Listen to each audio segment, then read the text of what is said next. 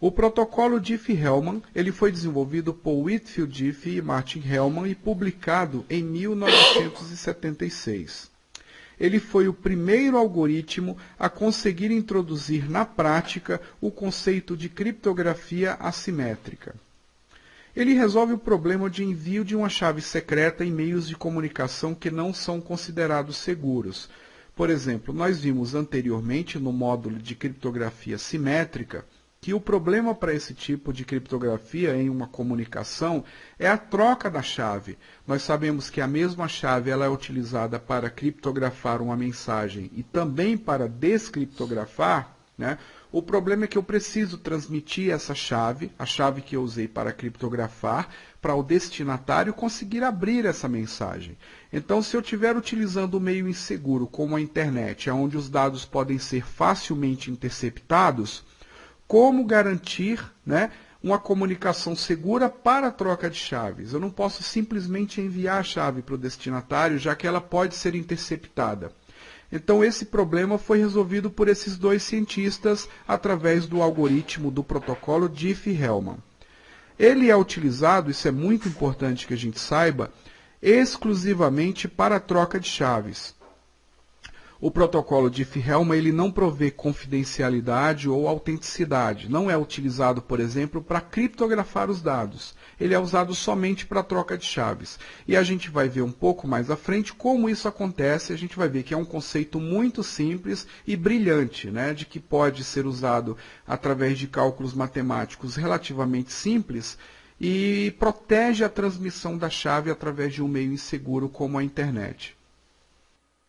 Antes de vermos a aplicação prática e como funciona o algoritmo Diffie-Hellman, vamos fazer uma pequena revisão sobre cálculo e matemática modular para facilitar o entendimento. Então nós temos aí no lado direito o desenho de um relógio, que é para facilitar aí o entendimento, né? Vamos fazer uma analogia ao relógio, que é um exemplo bem fácil de entender sobre cálculo modular. E a gente vai fazer uns cálculos de exemplo para facilitar ou para auxiliar no entendimento. Então, primeiro cálculo, 5 mod 12. 5 mod 12 vai ser igual a 5, pois o número foi menor do que o número modular, né? Então ele sempre vai ser igual a ele mesmo, já que não ultrapassou lá aquele limite de 12. Agora, nesse próximo exemplo, por exemplo, 13 mod 12, o 13 ultrapassou o 12 em uma posição. No relógio, por exemplo, quando são 13 horas, a gente fala 1 hora. Né? Por quê? Porque o número 13 passou do 12 em uma posição, ou seja, 13 mod 12 vai ser igual a 1. Nesse outro exemplo, 23 mod 18 é igual a 11, pois se a gente contar 23 posições, né, a gente vai parar, né, o último número que a gente para nessa contagem vai ser o número 11, né? Assim como acontece quando a gente lê as horas, né? 23 horas é igual a 11 horas da noite. Então, nada mais é do que um cálculo simples modular. Então, 5 mod 12 vai ser igual a 5, 13 mod 12 é igual a 1 e 23 mod 12 é igual a 11. Podemos fazer cálculo modular também com números maiores. Por exemplo, 781.223 mod 12 vai ser igual a 11. 98.487.415 mod 12 vai ser igual a 7. Obviamente, para esses números maiores, eu não fiz esses cálculos de cabeça. Para isso, eu utilizei, por exemplo, a calculadora do Google. Então, você pode colocar no campo de pesquisa, né, como input do campo de pesquisa, os números que se deseja calcular, né, para fazer o cálculo modular, e a calculadora do Google vai me dar o resultado aí. Nesse caso, o resultado foi 7. Você pode utilizar essa ferramenta para fazer exercícios, quando a gente for fazer a demonstração prática do Diffie-Hellman, alterando os valores, né, os números dos exemplos, para facilitar o entendimento ou fixar o conhecimento do funcionamento desse algoritmo. O cálculo modular ele tem umas propriedades que são muito interessantes para a criptografia. Né? Primeiro que ele reduz o número calculado. Né? Você pode dar um número de entrada muito grande e fazer o cálculo modular e a saída vai ser muito menor. Né? Então, por exemplo, não importa a quantidade de números que eu utilize como entrada para fazer um cálculo mod 12, o resultado, né, o produto, sempre vai ser um número menor ou igual a 12. Então vai ficar mais fácil, né, você trabalhar com números menores. Então há uma abreviação do resultado. Você pode, por exemplo, multiplicar dois grandes números ou fazer um cálculo exponencial e depois aplicar para um número modular, né, um cálculo modular, que esse resultado ele vai ser abreviado. Agora, a principal característica do cálculo modular para a criptografia é a dificuldade de reversão, né? É como se fosse uma função de via única.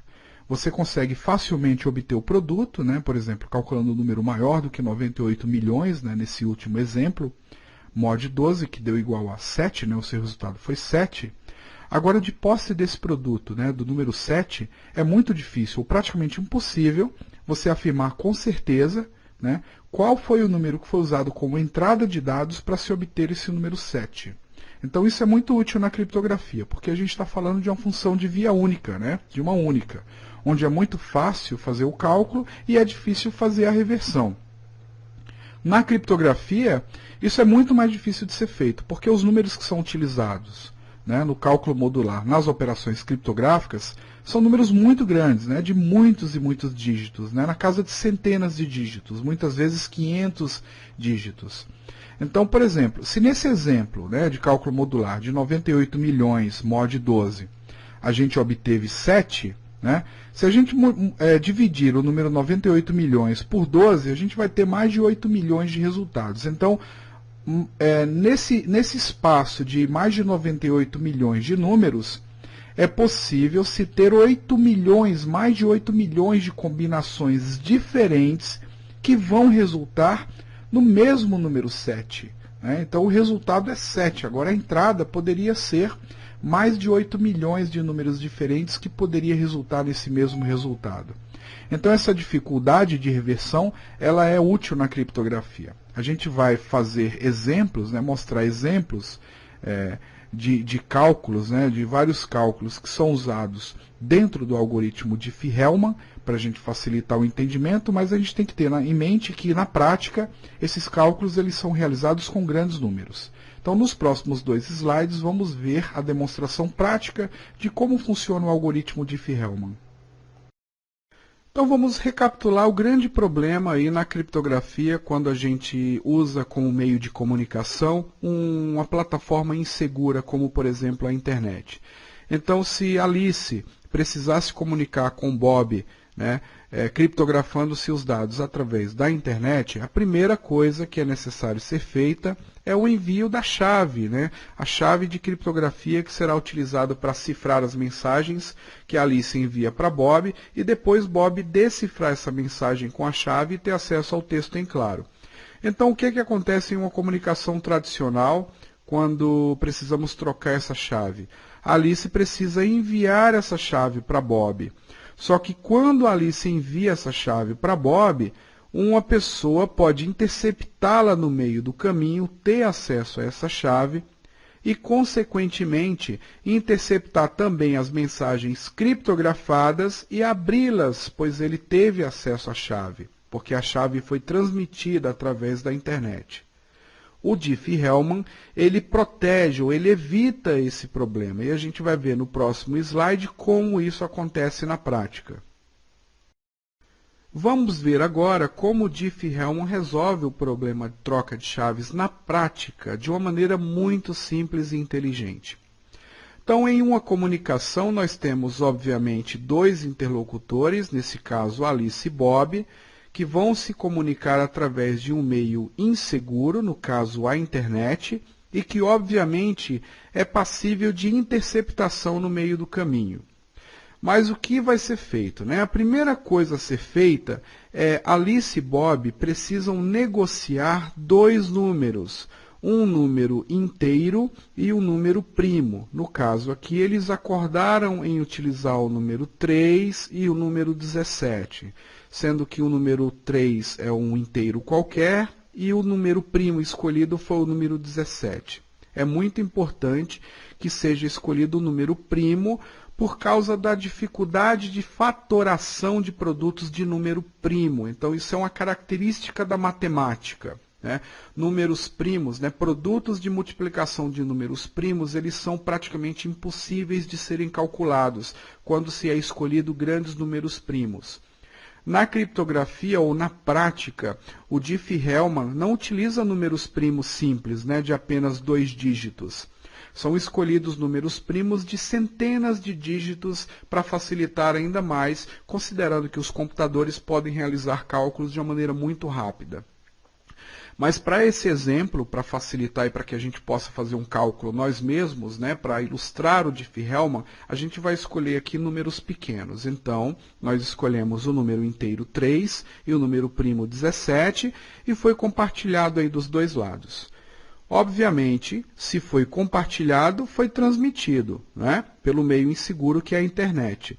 Se foi transmitido, ele foi interceptado no meio do caminho. Então, a pessoa que está interceptando a comunicação, nesse ponto, ela interceptou os números e armazenou. Mas não tem problema, vamos avançar no exemplo e a gente ver como o Diffie-Hellman funciona de uma maneira global. Depois que Alice e Bob concordaram em 2 números, o número inteiro e o número primo, cada um deles vai escolher um número secreto. Então, Alice escolheu o número secreto 54 e Bob escolheu o número secreto 24. Esses números, eles não serão transmitidos através da internet. Cada um deles vai guardar o seu número secreto. Então, o próximo passo é montar uma fórmula. Então, cada um deles, Alice e Bob, de posse desses 3 números, vai fazer a seguinte fórmula. Então, por exemplo, Alice vai pegar o número inteiro 3, vai usar como base para o expoente 54, que é o seu número secreto, e vai aplicar, né, vai multiplicar pelo módulo 17, que foi o número primo escolhido, e aí o resultado vai ser 15. Então, quando Alice calcula esse número 15, ela pega o número 15, envia para o Bob através da internet, o Bob armazena o número 15 e, obviamente, se foi transmitido, também foi interceptado pela pessoa que está fazendo aí a escuta na comunicação. Então, vamos ver agora o que o Bob vai fazer. O Bob vai fazer a mesma coisa. Então, ele monta uma fórmula matemática com o inteiro 3, o seu número secreto 24, aplicando o mod 17, aí, matemática modular 17, e ele vai obter o resultado 16. Esse resultado, 16, ele vai ser enviado pela internet para Alice, e Alice passa a armazenar esse número também. Obviamente, se o número foi transmitido, ele foi interceptado. Então, a pessoa também captou esse número 16. Só que agora que vem o grande segredo, né, o grande pulo do gato do algoritmo Diffie-Hellman.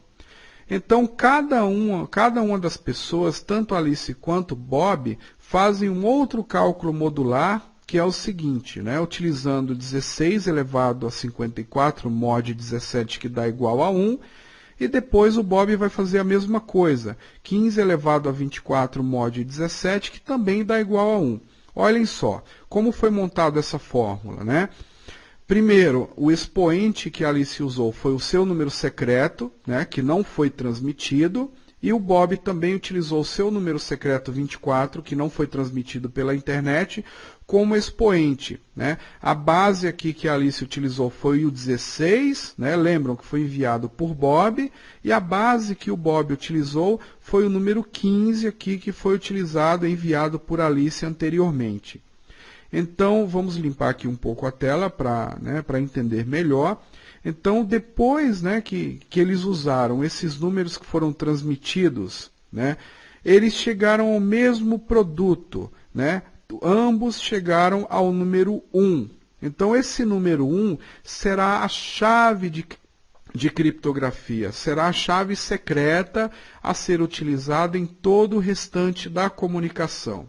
E qual foi o segredo? O segredo é que o número secreto que eles escolheram, o número 54 no caso de Alice e o número 24 no caso de Bob, eles não foram transmitidos pela internet em nenhum momento. Eles utilizaram para montar a primeira fórmula, né, obter aí um produto 15 que aí foi transmitido, né? Bob fez a mesma coisa, utilizou aqui o seu número secreto como expoente na fórmula para se obter o número 16.